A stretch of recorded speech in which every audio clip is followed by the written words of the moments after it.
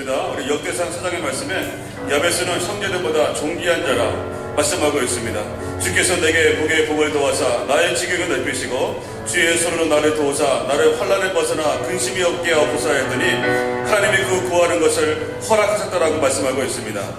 정말 야베스에게 의를 베풀어 주시고 축복해 주었던 그 주님이 정말 야베스의 하나님뿐만 아니라 우리의 하나님이신 줄로 믿습니다. 우리 자녀를 기도하나가되 우리의 인생 힘들고 어려운 정말로 동굴에서 또 정말로 정글에서 헤매는 그런 삶이라 할지라도 우리 주님의 은혜와 함께해 주시면 정말로 터널로 바꿔주시고 푸른 추적으로 인도하시는 그 기적이 이 아침에 기도할 때 우리 가운데 임할 줄로 믿습니다. 우리를 구원하신 하나님, 성령의 불을 우리에게 내려주시옵소서. 와서 보라, 이는 그리스도가 아니냐라고 사방으로 외치며 주님의 추수에 동참하도록 하여 주시옵소서. 작정한 태신자들 향한 사랑과 기도가 끊이지 않게 하여 주시어 전도의 열매가 밭에서 휘어지는 기적을 보여주시옵소서. 내일의 영광을 위하여 오늘 우리의 눈을 들어 담대히 도전하도록 인도하여 주시옵소서. 주님의 사랑인 다윗은 이렇게 기도했습니다. 하나님이여 주의 종의 귀를 여시고 이르시기를 내가 너를 위하여 집을 세우리라 하셨으므로 주의 종이 이 기도로 주께 간구할 마음이 생겼나이다. 우리를 항상 살피시는 하나님, 동부주님센터, 동부지역을 향한 아니 온 열방을 향한 주님의 약속과 희망을 믿습니다. 그러기에 우리가 아브라함과 같은 절대 믿음으로 무릎이 닳도록 혀가 닳도록 주님의 약속과 희망을 붙들고 간구하며 나아갈 때 주님의 동부주님센터가 21세기 믿음과 복음의 지원주가 될 줄 믿습니다. 사도행전 21장 27절에서 40절 말씀 제가 가지고 있는 신약성경 226면입니다. 오늘 우리에게 주시는 계시의 말씀으로 받으시기 바랍니다. 27절 말씀 제가 먼저 읽도록 하겠습니다. 그 이래가 거의 참에 아시아로부터 온 유대인들이 성전에서 바울을 보고 모든 무리를 충동하여 그를 붙들고 외치되 이스라엘 사람들아 도우라. 이 사람은 각처의 우리 백성과 율법과 이곳을 비방하여 모든 사람을 가르치는 그 자인데 또 헬라인을 데리고 성전에 들어가서 이 거룩한 곳을 더럽혔다 하니 이는 그들이 전에 에베소 사람 드로비모가 바울과 함께 시내에 있음을 보고 바울이 그를 성전에 데리고 들어간 줄로 생각함이로라. 온 성이 조롱하여 백성이 달려와 모여 바울을 잡아 성전 밖으로 끌고 나가니 문들이 곧 닫히더라. 그들이 그를 죽이려 할 때에 온 예루살렘이 요란하다는 소문이 군대의 천부장에게 들리매 그가 급히 군인들과 백부장들을 거느리고 달려 내려가니 그들이 천부장과 군인들을 보고 바울 치기를 그치는지라. 이에 천부장이 가까이 가서 바울을 잡아 두 시사줄로 결박하라 명하고 그가 누구이며 그가 무슨 일을 하였느냐 물으니 무리 가운데서 어떤 이는 이런 말로 어떤 이는 저런 말로 소리치고는 천부장이 수동으로 말미암아 진상을 알 수 없어 그를 영내려 데려다가 명하니라. 바울이 충대에 이를 때에 무리의 폭행으로 말미암아 군세들에게 들려가니 이는 백성의 무리가 그를 없이 하자고 외치며 따라가미러라. 바울을 데리고 영내로 들어가려 할 그때에 바울이 천부장에게 이르되 내가 당신에게 말할 수 있느냐? 이르되 내가 헬라 말을 아느냐? 그러면 내가 이전에 소요를 일으켜 자기 3,000명을 거느리고 강렬로 가던 애굽인이 아니냐? 바울이 이르되 나는 유대인이라 수업이 아닌 길리기아 다소시의 시민이니 손컨대 백성에게 말하기를 허락하라 하니 천부장이 허락하거늘 바울이 충대 위에 서서 백성에게 손짓하여 매우 조용히 한 후에 히브리 말로 말하니라. 아멘. 우리 시간은 세월의 풍성을 견뎌라 라고 하는 제목으로 우리 박승희 담임 목사님 하나님 말씀 선포해 주시겠습니다. 할렐루야. 이번에 일본 지진을 보면서 여기 계신 분들도 많은 생각들을 하시게 될 것입니다. 왜냐하면 우리 인생과 삶 속에 벌어지는 여러 가지 현상들을 보면서 하나님의 우리들에게 들려주는 어떤 그런 분명한 메시지가 있기 때문입니다. 어떻게 그것을 받아들이고 어떻게 그것을 생각하느냐는 것은 대단히 중요한 것입니다. 특별히 일본 지진의 그 수습의 이렇게 과정을 보면서 느껴지는 것 중에 하나는 아무리 인간이 노력해도 안 되는 때가 있다는 것입니다. 지진이 일어났습니다. 상상할 수 없는 아픔들이 이렇게 일어나게 되었는데요. 또 거기다 이렇게 화산이 폭발하는 모습을 보게 됩니다. 거기서 끝나지 않습니다. 화산 폭발로 끝나지 않고 이것은 또 원자력 발전소에 의해서 1호기, 3호기, 다시 2호기, 4호기 이렇게 가는 과정들을 봅니다. 일본이 노력을 안 했겠습니까? 얼마나 노력을 할까요? 지진으로 인해서 이미 수천 명이 다 죽어갔습니다.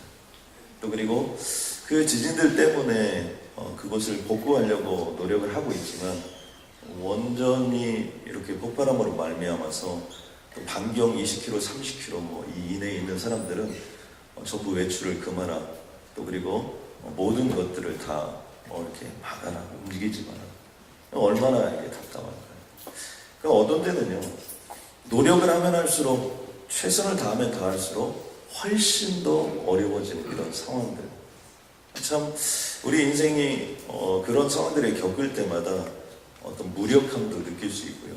또 그리고 참 어떻게 계속해서 이런 일이 생길까 하는 때가 있는 겁니다. 사도 바울 또한 이렇게 삶을 보고 인생을 보면 아무리 노력을 해도 자신의 생각이나 어떤 방향대로 나아가지 않고, 또 그리고 어떤 나쁜 일을 해서가 아닙니다. 하나님의 복음을 위하여 하나님의 영광을 향하여 나아가는데도 불구하고 제대로 이런 것들이 풀려나가지 않을 때가 있다는 것입니다.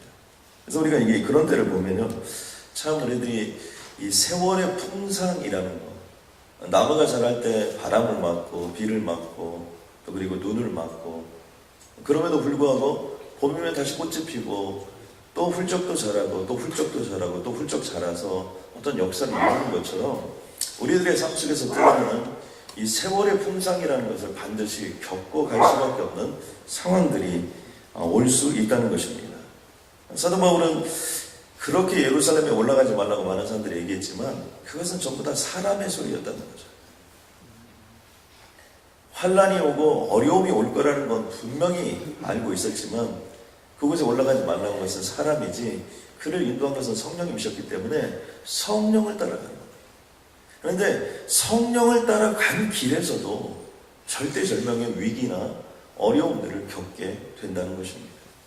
우리가 133을 하고 또 그리고 때로는 기도를 하고 주님께 금식하고 기도하며 나가는데도 불구하고 정말 이 환난과 어려움과 어떤 고통 가운데서 모든 것들이 다 해결되는 것이 아니라 더 큰 어려움 속으로 들어가는 상황들이 있다는 겁니다. 마치 이스라엘 백성들이 애굽에서 정말 주님의 영광을 보고 10가지 막 그 기적을 보고 정말 바로가 꼼짝 못하는 모습을 보고 그 광야로 나왔지만 또 정말 얼마나 신났겠습니까? 낮은 구름 기둥으로 밤에는 불 기둥으로. 저는 거기를 따라갔을 때 얼마나 재밌었을까 그들이. 물론 힘든 것도 있었지만 정말 하나님이 역사하는구나. 근데 막상 와보니까 홍해바다예요. 더 이상 갈 데가 없는 거예요. 주님을 따라왔는데. 사도 바울이 그런 위치에 처해 있습니다. 막상 예루살렘에 올라가 보니까 그를 반겼던 사람들도 있었습니다. 선교 보고를 합니다. 그러나 수만 명의 유대인들이 사도 바울을 반대하고 있고 또 사도 바울이 가르치고 있는 여러 가지 복음적인 내용들에 대해서 반기를 들고 있는 것입니다. 오늘 본문 가운데도 보니까 아시아의 사람들이 그곳에까지 왔다는 거예요. 아시아가 어디입니까? 여러분 빌립보, 에베소, 마게도냐 이런 지역이 그 당시에 이렇게 아시아라고 볼 수 있는데요. 그러니까 사도 바울이 복음을 전하고 거기서 뭔가를 좀 이루어지려고 했을 때 그들이 또 오고 또 이들과 갈등을 피하고 또 위기를 피해서 또 도망가서 다른 곳에 가면 또 그들을 또 따라오는 이런 사람들이 있었는데 이들이 지금 어디까지 쫓아온 거냐면 예루살렘까지 쫓아온 거예요. 저도 사도 바울이 만만치 않다고 저는 정말 믿음을 가지고 이렇게 보지만 여기 따라오는 사람들도 진짜 만만치 않습니다. 거기까지 따라오는 거예요. 그러자 거기까지 따라와서 사도 바울의 모든 하는 얘기들, 선교 보고를 다 듣고 나서 이제 그들을 선동하기 시작합니다. 뭐라고 선동하니까 보니까 28절에 이스라엘 사람들아 도우라. 누구를 도우라고 했냐면 자신들을 도우라는 거예요. 이 사람은 각처에서 우리 백성과 율법과 이곳을 비방하여 모든 사람들을 가르치는 그 자인데 헬라인을 데리고 성전에 들어가서 이 거룩한 곳을 더럽혔다는 겁니다. 이 세 가지를 볼 수 있는데요. 하나는 반유대적이라는 겁니다. 저 사람은 분명히 유대인은 유대인인데 저 사람은 우리와는 다른 사람이라는 겁니다. 여러분 우리가 삶을 살면서 무시를 당해도요. 때로는 그 미국 사람들에게 무시를 당하면 아이 뭐 그런가 보다. 내가 뭐 또 영어를 너무 잘해가지고 이런 일이 생긴가 보다. 이렇게 할 수 있죠. 그런데 같은 한국 사람들에게 그런 일을 당하면요, 여러분 속이 많이 상합니다. 또 그리고 어떤 때 제일 속이 상하냐면 동종 계열에게 무시를 당했을 때. 안 당해봐서 잘 모르시는 겁니다. 예를 들면 성도님들이 목사님 이렇게 무슨 얘기 할 때 여러분 그거 사랑으로 받으려 애정으로 받아들이시죠. 근데 같은 계열에 있는 목사님이 그런 얘기를 한다 그러면 여러분 마음 많이 어려울 수 있어요. 여러분이 어떤 잡을 가지고 그 잡에서 열심히 하고 있는데 다른 사람이 이렇게 무슨 얘기를 좀 서운한 얘기 해도 모르니까. 그런데 잘 아는 사람들끼리 여러분 무슨 얘기를 했다고 해보세요. 일을 어떻게 이런 식으로 하냐 이렇게 하면요, 여러분 속이 굉장히 많이 상합니다. 지금 그러니 반유대적이라는 거예요. 또 한 가지는 반율법적이라는 겁니다. 율법과 여기 율법이라는 핵심적인 내용 속에 하나는 무엇이냐면 모세 율법에 반한다는 거예요. 그것은 십계명을 지키지 않는다는 거예요. 같은 하나님을 믿고 같이 하나님의 영광을 위하여 주님의 이름으로 나아갔는데 그 반율법적이라는 모든 내용 속에 사도 바울이 전하고 있는 모든 생각들, 사상들, 사고들, 이것은 잘못됐다는 겁니다. 그것도 사람들을 선동하는 거죠. 여러분 이렇게 생각해 보세요. 여러분이 무엇인가 열심히 가르치고 하나님의 복음을 위하여 최선을 다하고 있는데 누가 저 사람 이단 같아, 이런 얘기 한마디만 들어도 여러분이 어려운데 그냥 저 사람은 반율법적이라, 이거 성서가 아니라는 거예요. 하나님의 복음이 아니라는 거예요. 그렇게 사람들을 선동합니다. 또 한 가지는 반성전적이라는 겁니다. 이건 참 무서운 것인데요. 이스라엘의 모든 신앙의 핵심은 어디서 나옵니까? 성전으로부터 시작합니다. 출애굽할 때부터 시작해서 시내산을 거쳐서 하나님께서 성막을 지으라고 했고 그 성막을 따라 여기까지 왔고, 또 그리고 그 성막의 역사를 통해서 솔로몬의 성전이나 수르바벨의 성전이나 또 그리고 예수 그리스도가 오는 바로 이 시점까지도 그 성전을 중심으로 해서 모든 신앙들이 이루어졌는데, 바로 지금 사도 바울은 바로 그 성전을 훼손하는 거예요. 그러니까 도저히 상종할 수 없는 인간이라는 거예요. 그러면서 무엇을 예로 들냐면 헬라인을 데리고 성전에 들어가서 그 거룩한 성전을 더럽혔다는 것입니다. 이스라엘 율법 중에 가장 핵심적인 내용 중에 하나가 무엇입니까? 이방인의 뜰이 있어서 이방인들은 그 이상을 들어올 수 없습니다. 성전 안으로 들어오면 그 사람이 누가 됐든지 반드시 그것을 죽이든지 어떤 한계 상황을 넘어서는 겁니다. 그래서 이방인들이 쳐들어왔을 때 항상 그 성전만은 웬만하면 건들지 않았습니다. 그런데 바로 사도 바울이 헬라인들을 데리고 그 성전을 들어가서 그것을 더럽혔다라고 얘기합니다. 그런데 표면적인 이유는 그것이고 근본적인 이유는 무엇입니까? 그것은 시기와 질투입니다. 여러분 우리가 삶을 살아가면서 꼭 조심할 것이 하나 있는데 그것은 시기와 질투에 사로잡혀서는 안 된다. 시기와 질투는 무엇을 멸망시켜버리는 겁니까? 바로 그 유대인들의 신실하신 신앙심을 몰락시켜버리는 거예요. 그리고 이성을 완전히 마비시켜버리는 거예요. 우리가 생각할 때는 시기나 질투가 별거 아닌 것처럼 생각할지 모르지만 살면서 시기와 질투에 사로잡히면 반신앙적이 되는 겁니다. 그리고 반이성적이 되는 거예요. 신앙에 사로잡혀서 우리가 이 땅을 살아가냐, 시기에 사로잡혀서 이 땅을 살아가냐, 그 차이점을 어디서 구분해낼 수 있습니까? 그것은 사람을 대하는 모습을 보면 알 수 있습니다. 혹시 여러분 둘 중에 어느 분이십니까? 당신이 살아야 내가 산다고 생각하시고 살아가십니까? 아니면 내가 살아야 당신이 산다고 생각하고 살아가십니까? 또 한 가지는 당신이 죽어야 내가 산다고 생각하는 겁니다. 여러분 이게 그냥 보통 때는 우리가 정답이 다 나오죠. 그러나요, 결정적인 순간이 왔을 때, 원수가 내 앞에 있을 때, 여러분 어떤 게 크리스천의 삶입니까? 당신이 살아야 돼요. 바로 예수님이 그랬던 거예요. 너를 살리기 위해서 내가 죽는 거예요. 그런데 여기 모든 핵심적인 지금 내용, 선동하는 모든 내용은 무엇입니까? 사도 바울이 죽어야 우리가 산다는 거예요. 여러분 이것이 바로 시기와 질투에 사로잡힌 자의 모습입니다. 이들은 결국 어떻게 됩니까? 온 성이 소동합니다. 사도 바울을 붙잡아서 성문 밖으로 데려갔습니다. 왜 성문 밖으로 데려갔을까요? 그것은 돌로 쳐 죽이기 위해서 그런 거예요. 이들은 누구를 돌로 쳐 죽였던 경험이 있습니까? 여러분 스데반을 돌로 쳐 죽였던 경험이 있죠. 성전 밖으로 데려가서 성전 문들을 곧 닫고 그곳에서 바로 사도 바울을 돌로 쳐 죽이려고 하는 겁니다. 그런데 이 사건이 얼마나 크냐면 수만 명의 유대인들이 이렇게 등장을 하다 보니까 아마 로마의 사람들 가장 어렵게 생각하는 것이 선동하고 또 그것들 때문에 밀란이 일어나고 또 그것들 때문에 자신들이 통치하는 것이 어려워지는 것입니다. 이 천부장을 보니까 이게 만만치 않은 거예요. 그 보고를 듣고 백부장을 파송하고 그리고 로마의 군사들이 그곳에 오게 됩니다.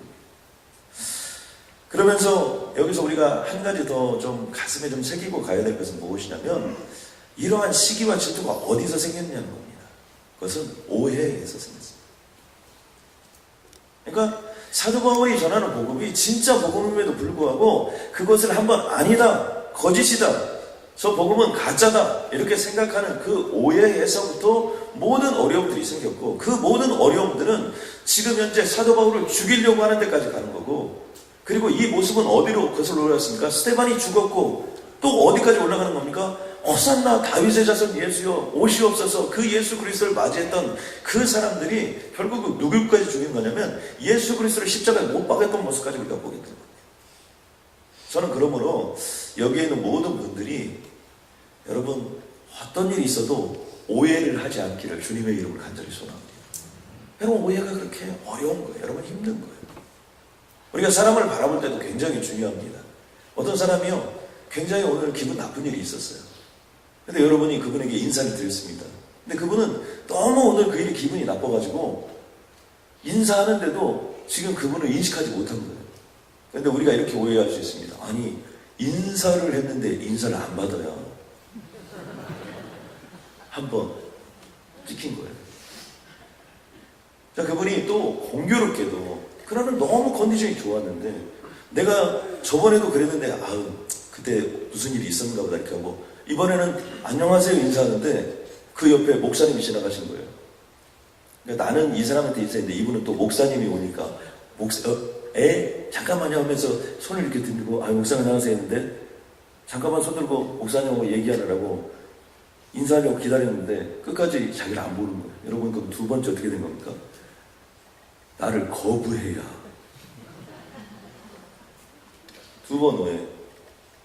그리고 세 번째 오해는 안 그래도 그 사람에 대해서 그랬는데 여러분 삶이 어렵고 인생이 어렵고 사도 바울처럼 이 일도 안 되고 저 일도 안 되고 소용돌이 같고 해집고 나오려고 나오면 나올수록 어렵고 고통스럽고 그러니까 여러분 좀 불만과 불편을 털어놓을 수 있죠. 그런데 그 중에 말하다가 이 두 번 걸린 사람한테 이 사람 얘기를 또 어떻게든지 뭐 하다가 어떻게든 나왔다고 생각해 보세요. 세 번 되면 우리는 어떻게 됩니까? 그때는 원수구나 이렇게 생각해요. 여러분 우리가 이것들을 쌓아가지고 가면 어떻게 되는 겁니까? 모든 관계가 파괴돼요. 모든 관계가 어려워져요. 모든 고통들이 거기서 시작되는 거예요. 그런데요 제가 개척교회 섬기면서 한 가지 배운 게 있습니다. 그것은 뭐냐면요 만나보면 나쁜 사람이 아무도 없다는 거예요. 얘기를 들어보면 다 그만한 이유가 있어서 그랬던 거예요. 여러분 저한테 혹시 오해가 있는 분들도 여러분 저를 만나보시면 여러분 제가 그런 게 아니라면 여러분도 다 아시거든요. 목사님이 그런 어려움이 있었구나. 그런 상황이 있었구나. 근데 우리에겐 뭔 여유가 없는 거예요? 그것을 들어줄 만한 마음의 여유가 없는 겁니다. 그리고 가슴에 한두 명씩은 그런 오해를 쌓아가지고 다녀요. 그리고 어떻게 됩니까? 그 사람이 1부 예배 오면 나는 2부 예배, 그 사람이 2부 예배를 전진하면 나는 3부 예배, 그 사람이 3부 예배를 전진하면 나는 1부 예배 이렇게 가다가 나중에는 어떻게 되는 겁니까? 와, 저 사람 나를 끝까지 쫓아다니네. 그럼 이 오해는 어떻게 되는 거예요? 진짜로 오해가 되는 거예요. 저는 여기 있는 모든 분들이 오해가 저절로 풀려지기를 주님의 간절히 소원합니다. 여러분 오해하면 안 돼요. 오늘 말씀 속에도 보니까 그런 부분이 있습니다. 결국은 어떻게 됐습니까? 천부장이 가까워서 바울을 잡아 두 사슬을 결박하여 데려갔습니다. 그런데 더 가슴이 아픈 것은 뭐냐면 이제 결박하여 데려갔으면 끝나야 될 거 아닙니까? 유대인들이 어떻게 됩니까? 이는 백성이 무리가 그를 없이 하고자 하고 외치며 따라갑니다. 끝까지 따라갑니다. 저는 가끔씩 말도 안 되는 이야기들 이런 것들 때문에 온 국민이 열광하는 것을 보게 됩니다. 저는 촛불 시위가 나쁘다고 생각하는 건 아닙니다. 그런데 아무튼 뭐 광우병 그것 때문에 파동이 시작돼가지고 아무튼 온 나라에 촛불값이 얼마나 많이 들었는지. 참 그게 사람이라는 게요, 참 그렇게 간사해요. 무엇이 팩트인지 또 무엇이 팩트가 아닌지 이거와 관계없이 한번 감정에 그것이 사로잡히고 선동적이 되면 끝까지 그것을 진리인 것처럼 따라가는 것이 바로 인간의 모습이라는 거예요. 결국 어떻게 됩니까? 결국에는 사로잡혀 갑니다. 그런데 여기서 한 가지 참 아이러니한 사실 중에 하나는 무엇이냐면요, 사실은 로마인들이 사도 바울을 핍박하고 로마인들이 사도 바울을 죽여야 되는데 이 죽여야 될 사람들은 로마 사람들이 아니고 유대인들이고요. 결국에는 누가 사도 바울을 보호하고 지키신 거냐면, 여러분, 천부장 백부장이 결국에는 사도 바울을 결박해서 데려가지만 결국에는 이 일 때문에 사도 바울은 돌에 맞아 죽지 않습니다. 우리가 여기서 한 가지 알 수 있는 건 무엇입니까? 하나님께서는 하나님의 사람, 하나님의 백성, 하나님이 선택한 자에 대해서는 끝까지 지켜주시고 보호하여 주신다는 사실을 여러분 가슴속에 새겨야 될 줄로 믿습니다. 여러분, 그렇기 때문에 우리는요, 세월의 풍상을 겪어야 하지만 그것이 끝이 아니라, 여러분, 우리는 때로는 말도 안 되는 오해를 받을 수도 있고요, 말도 안 되는 핍박을 받을 수도 있고, 우리가 최선을 다했는데도 진짜 어려워질 수 있습니다. 저는 어제 참 마음이 많이 아팠습니다. 그것은 전에 같은 교회에서 이렇게 섬겼던 집사님이 계신데 참 신실한 분이었어요. 한교에서 이렇게 교사 생활을 하셨는데 자녀가 영재, 그 자녀를 한번 잘 키워보려고, 한국에서부터 영재였으니까 잘 키워보려고 미국에 왔습니다. 교사들 했던 분이신들이기 때문에 뭐 다른 일 했겠습니다. 그래서 여기서 시작한 게 99센트에서 처음 이렇게 인도를 받아서 99센트 시작했어요. 여러분, 그런 가게를 해보시면 알지만 이건 뭐 수화면하고 다 같이 연결되어 있고 다 이런 거다 보니까 주일날 문을 열어야 돼요. 그러니까 주 7일 주일날도 일부 예배 드리고, 그리고 그 자녀들이 그런 모습을 보고 여기까지 왔습니다. 이제 자녀가 대학을 졸업하고 이제 대학원에 가는 어떤 그런 상황 속에 있습니다. 그리고 자녀도 정말 부모가 어떤 그런 모습이 있어서 그런지 잘 자라주었고요. 근데 한 달 전쯤에 연락이 왔어요. 근데 간암이라는 판정을 받았다는 거. 그러니까 여기 LAX에 도착해서부터, 그때부터 시작해서 지금 이 순간에 오기까지 정말 지칠 줄 모르고 최선을 다해서 열심히 열정을 다해요.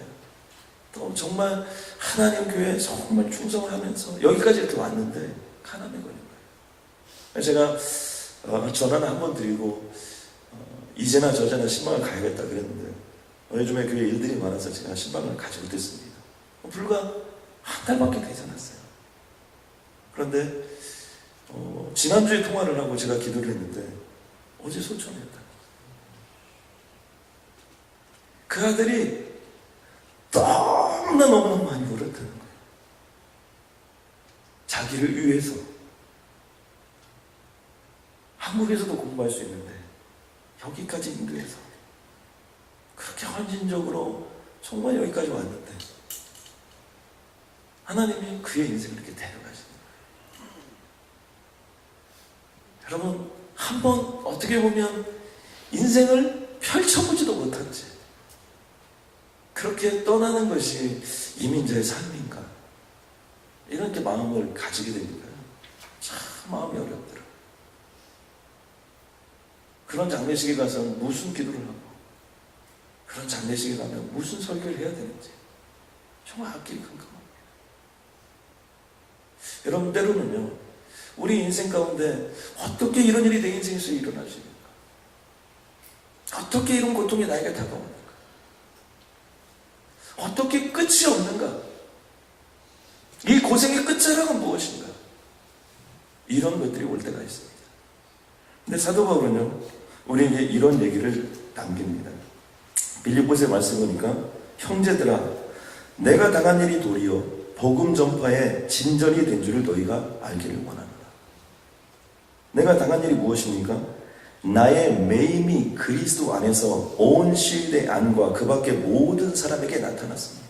빌립보서 1장에 보면요, 내가 그렇게 매였던 것들, 또 그리스도 그 시위대에 갇혀서 이럴 수도 없고 저럴 수도 없다던 세월을 보냈던 것들, 사도 바울은 이렇게 들어가서 어떻게 되는 겁니까? 그로부터 2년이라는 세월을 그곳에 보내게 돼요. 여러분 생각해 보세요. 사도 바울이 누굽니까? 1차, 2차, 3차 전도여행을 가면서 그렇게 뿔뿔이 돌아다니고 온 데를 다 돌아다니고 정말 하나님의 역사를 이루고 능력을 이루고 권능을 이루었는데, 이렇게 돌아다니다가 여러분 감옥에 갇혀보세요. 이건 뭐 순교하는 것도 아니고 죽는 것도 아니고, 얼마나 사도 바울이 답답했을까? 얼마나 힘이 들었을까? 그런데 어떻게 되는가? 하나님은 그 감옥 속에다 꽁꽁 집어넣는 겁니다. 왜요? 나오면 스데반처럼 돌에 맞아 죽으니까. 먼 시간이 지나고 난 다음에 로마에 가서 보니까, 배 타고 또 로마에 가고 로마에서도 갇혀서 하나님의 복음을 전하고 시간과 세월이 흘러가 보니까 바로 그것이 그 사건인 것을 사도 바울은 그때야 이해할 수 있는 거예요. 우리들도 마찬가지입니다. 왜 때로는 아버님을 그냥 그렇게 데려가신 겁니까? 좀 더 좋은 모습으로 이게 있었을 텐데. 저도 마찬가지예요. 저희 어머님이요, 정말 제가 목회자가 되는 걸 그렇게 원하셨어요. 저희 어머님이 저를 유학을 보내놓고 얼마나 열심히 일하셨는데, 근데 유학 4년이 됐을 때 갑자기 저희 어머님이 저희 아버님 그 병원에 계시는 분들하고 같이 수술하셨는데, 저희 어머님이 이 수술한 뒤에 이 마우스피스 이걸 다 들어있는 산소호흡기가 있는데, 이 간호사 되시는 분이 잘못하셔가지고 그 산소호흡기가 떨어져 있는데도 불구하고 시간을 보내서 이 수술한 부위가 회복이 안 돼서 어머님이 소천하셨어요. 저희 아버님이 평생을 병원에서 보내신 분인데, 병원에 행정부장까지 하셨던 분인데, 이 간호사들이 VIP 신드롬이라고 더 잘해주다가 그렇게 문제를 발생시켜요.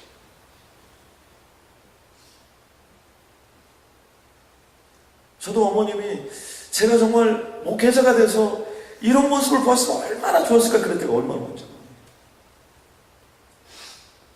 그런데 우리의 삶 속에서는요, 하나님이 때로는 말로 다 할 수 없는, 우리가 생각하지 않았던 그런 길로 우리를 인도할 때가 있습니다. 그러나 주님은 이렇게 얘기하십니다. 형제 중 다수가 나의 매임으로 말미암아 주 안에서 신뢰함으로 겁없이 하나님의 말씀을 더욱 담대히 전하게 되었느니라. 저는 여기 있는 모든 분들이요, 환난과 핍박, 어려움, 고통, 여러분을 죽일 수 있는 여러 가지 것들, 그런 상황들, 설사 그런 것들이 온다 해도 그곳에서 여러분 겁없이 한 세상 살아가는 그런 인생이 되기를 주님의 이름으로 간절히 소원합니다.